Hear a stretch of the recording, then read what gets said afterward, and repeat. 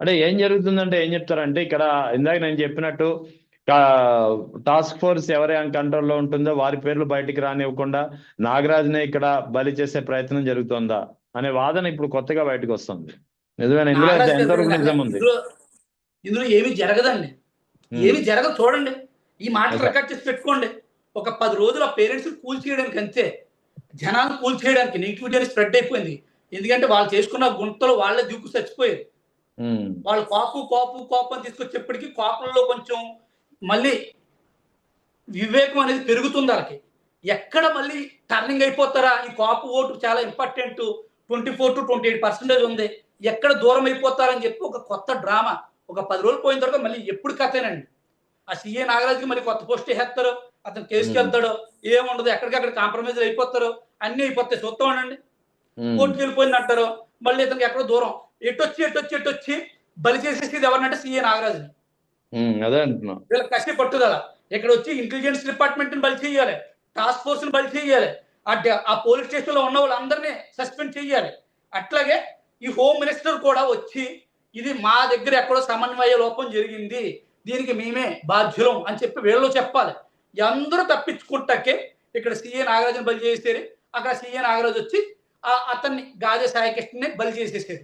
కానీ హోంమంత్రి అనిత గారు అయితే ఈ విషయం మీద మాట్లాడకుండా తన మేకప్ పై విమర్శలు చేసినటువంటి వైసీపీ నేతలపై ఆమె కౌంటర్ ఇస్తున్నారు. ఈ విషయం పక్కన పెట్టేస్తుంది. నేను ముందు చెప్తున్నాను కదండి, ఒక కుక్కని ముందు పిసి కుక్కని చేయాలి. ఈ టాపిక్ తీసుకురావాలంటే కనుక వేరే టాపిక్ ని తీసుకొస్తేనే, వేరే టాపిక్ ని తీసుకురావాలి. డైవర్ట్ పాలిటిక్స్ చేయకపోతే కనుక ఈ కాలంలో వాళ్ళకి ఎంటలేదు. చెప్తున్నాను కదా, ఈ కోపం అనేది చాలా స్ట్రాంగ్ వర్డ్, అంత ఈజీ వర్డ్ కాదు. వాళ్ళని కూల్ చేయాలన్నమాట. ఇప్పుడు ఇంతకుముందు 12 కేసులు వచ్చినాయి కానీ కోపంలో ఇంత రెవల్యూషన్ రాలా. ఎందుకంటే అణిగి అణిగి అణిగి అణిగి ఒకేసారి బ్లాస్ట్ అయ్యారు కోపలందరూ. శంకర్ మల్లని చంపేస్తారండి కోపలనండి, దీపుని చంపేస్తారు, ఆడు జన సైనికుడేనండి. ఓకే. తోట కోట విరుత బెడ్రూమ్ లో సీసీ కెమెరా పెట్టినండి బొజ్జల సుధీర్ రెడ్డి అంటే అవన్నీ నువ్వు అడ్జస్ట్ చేసుకోవాలి, నీ పర్సనల్ గొడవ అంటారండి. మళ్ళీనేమో కోటిపల్లి అయ్యప్ప నా సొంత తమ్ముడండి, మొత్తం రక్తకాలం కింద కోసి పడేసారండి.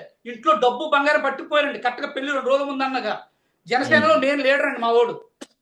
మా వాడు జనసేనలో 13 సంవత్సరాలు మా తమ్ముడు నేను ఊడిగం చేసేవాడి జనసేనకి. మేము ఇంటి మీద చేస్తే మీ పర్సనల్ ఇష్యూ అన్నారండి. పర్సనల్ ఇష్యూ ఏ రకంగా వద్దండి, ఇవన్నీ హోమ్ మినిస్టర్ దగ్గరికి వెళ్ళామండి. మేము పట్టించుకోలేదండి. జనసేన ఆఫీస్కి వెళ్తే కానీ జనసేన ఆఫీస్కి రావుతున్నారండి. ఈ బరస్ట్ అయిపోయినాయండి. ఇప్పుడు గాదే సాయికృష్ణ ఇష్యూ కనుక సాల్వ్ చేయకపోతే కనుక అందులో ఇప్పుడు టీడీపీ మీద రాలేదండి. ఇప్పుడు ఇన్ని కేసులు చెప్పిన కేసులు టీడీపీ వాళ్ళు అటాక్ చేసినాయి. వైసీపీ వాళ్ళు అటాక్ చేసినా కానీ మేము ఫేస్ చేస్తామండి. టీడీపీ వాళ్ళు అటాక్ చేస్తే ఎలా ఫేస్ చేస్తామండి? అధికారంలో వాళ్ళు ఉన్నారు, వీళ్ళు అధికారంలో ఉన్నారంటారు, వాళ్ళు అధికారంలో ఉన్నారంటారు. కానీ ఇక్కడ వైసీపీ సైలెంట్ అయిపోయింది. ఎక్కడ వైసీపీ నాయకుడు కానీ వైసీపీ వాళ్ళు కానీ అటాక్ చేశారని చెప్పి ఒక కేసు వస్తలేదు. పొద్దున్న లెగుతుంతో టీడీపీ వాళ్ళు జనసేన మీద అటాక్ చేసేది, లేకపోతే పోలీసులు జనసేన మీద అటాక్ చేసేది. నా దగ్గర ఒక 20 వీడియోలు ఉన్నాయండి ఒక పోలీస్ స్టేషన్ మీద. ఎందుకంటే నేను మా తమ్ముడు లాయర్ కాబట్టి, అడ్వకేట్ కాబట్టి, పోలీస్ స్టేషన్ మొత్తం ఇక్కడనే కాదు, పెరవల పోలీస్ స్టేషన్ అవ్వచ్చు, నిడదవోలు పోలీస్ స్టేషన్ అవ్వచ్చు, ప్రతి దుక్కుని ఇప్పుడు నేను వీడియోలు చేసిన తర్వాత ఒక్కో బాధితుడు నా దగ్గరికి వస్తున్నాడండి. చాలా దుర్మార్గంగా ఉందండి. చింతలపూడిలో చింతమనేని ప్రభాకర్ రావు సపోర్ట్ తోటి ఒక ఇల్లు కూల్చేసాడు మొన్న అసలు న్యూస్లో రాలా. నేనే పోరాటం చేస్తున్నాను. ఇవన్నీ తప్పించుకుంటాకి ఈ నాటకాలండి, ఇంతకు మించి ఏమీ కాదు. సరే, ఇప్పుడు 29వ తేదీన హెబియస్ కార్పస్ పిటిషన్ కూడా హైకోర్టులో విచారణకు రానుంది కదా, ఏం జరగబోతుందంటే ఏం చెప్తారు? ఏమవదని కూలిపోయింది ఆల్రెడీ పరిస్థితి. ఏమవదు, కూలిపోయింది. వాళ్ళు నాకు ఉన్న పరిజ్ఞానం ప్రకారం అయితే కనుక అక్కడ మొత్తం మ్యాటర్ క్లోజ్ చేసేసారండి. అక్కడ ఏమవదు. అక్కడ ఆల్రెడీ మీకు నిన్న ఇంటర్వ్యూ చూస్తే నీకు క్లియర్గా అర్థమవుద్ది. తల్లి అవ్వచ్చు, లేకపోతే ఇది అవ్వచ్చు. నిన్నటిదాకా నాకు పవన్ కళ్యాణ్ హెల్ప్ చేయలేదు, లేకపోతే చంద్రబాబు నాయుడు హెల్ప్ చేయలేదు, జగన్మోహన్ రెడ్డి గారు, అంబటరాంబాబు గారు సపోర్ట్ తీసుకున్నాము అని చెప్పేసి ఇగో ఆవేశంగా బలం గుద్దులు మాట్లాడేసిన వాళ్ళు నిన్న సాయంత్రానికి వాళ్ళ మైండ్ సెట్ మొత్తం మారిపోయింది. చంద్రబాబు నాయుడు దేవుడు, పవన్ కళ్యాణ్ దేవుడు. కానీ ఈ దేవుణ్ణి చేసింది ఎవరండి? ప్రతిపక్షమే కదా. వీళ్ళ రాకపోతే కనుక అవుదునా?